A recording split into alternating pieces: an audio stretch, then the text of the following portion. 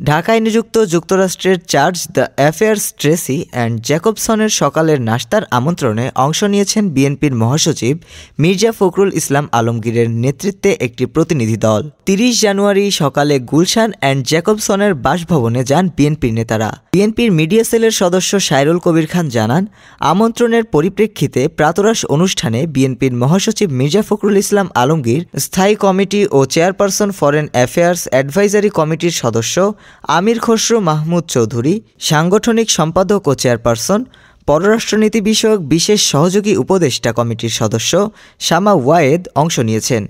এছাড়া বৈঠকে যুক্তরাষ্ট্র দূতাবাসের দুজন রাজনৈতিক উচ্চপদস্থ কর্মকর্তা উপস্থিত ছিলেন। ডেস্ক রিপোর্ট, আজ বার্তা, ঢাকা।